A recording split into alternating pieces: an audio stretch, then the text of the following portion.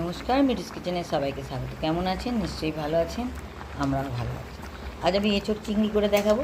প্রত্যেকদিন শুধু এঁচোড়ের তরকারি দেখাই, আজকে এঁচোড় চিংড়ি দেখাবো। তার জন্য আলু দিয়ে এঁচোড়টাকে পুরো সিদ্ধ করে নিচ্ছি।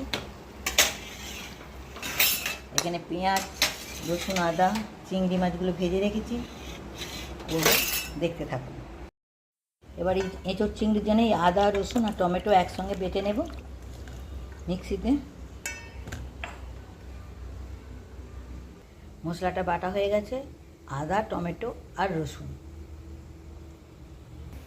চিংড়ি এঁচোড়ের জন্য তেল বসিয়ে দিয়েছি। দেব ফোড়ন, ডালচিনি, লবঙ্গ, এলাচ আর দেব পেঁয়াজ কুচিগুলো।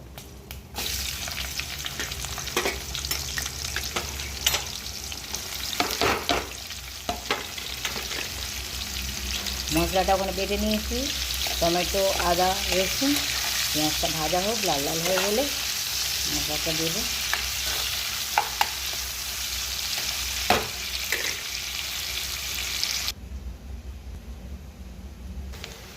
দেব টমেটো, আদা, রসুন বাটাটা।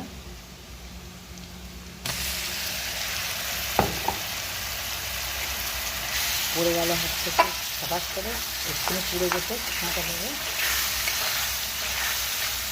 এটা ধুয়ে দিয়ে দেবো, অল্প অল্প জল দিয়ে ভালো করে নরম করে কষবো।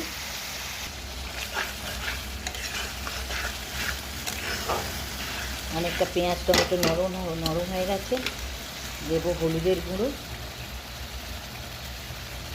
এঁচোড়ের তরকারি হবে, চিংড়ি এঁচোড়। আর একটু দেবো লঙ্কা। ঝালটা যে যার পরিমাণ মতো দেবেন, আমরা একটু ঝাল খাই। একটু জল দেবো কারণ মশলাটা কমে যাবে।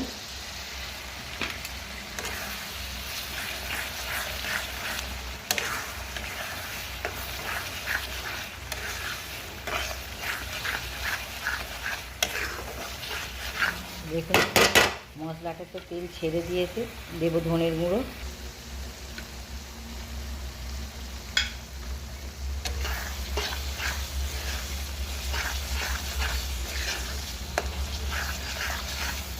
যেহেতু তেল ছেড়ে দিয়েছে, এবার নুন দেব।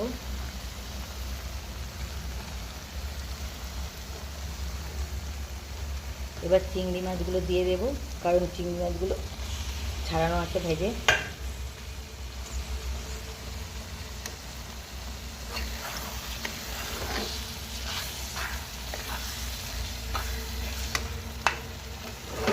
দিয়ে দেবো এঁচোড়। এঁচোড় আর আলু সিদ্ধ করা ছিল, ভালো করে কষে মিশিয়ে নেব। এঁচোড় চিংড়ি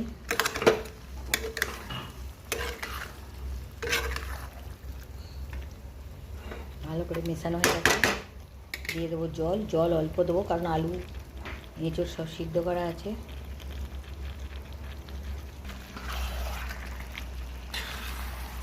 আমি জল দিয়ে দেবো, এই 1 মগ জলই দেবো।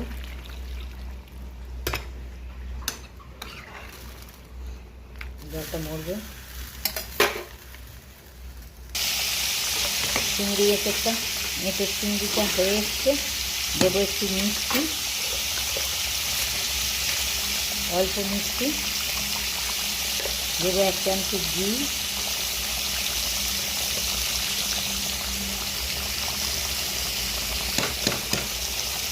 আর দেবো একটু গরম মশলা। ভালো করে নেড়ে দেবো।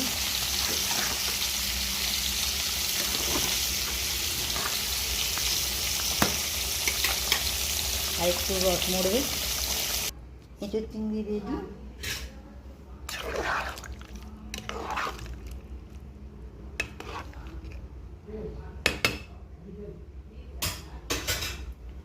এঁচোড় চিংড়ি রেডি।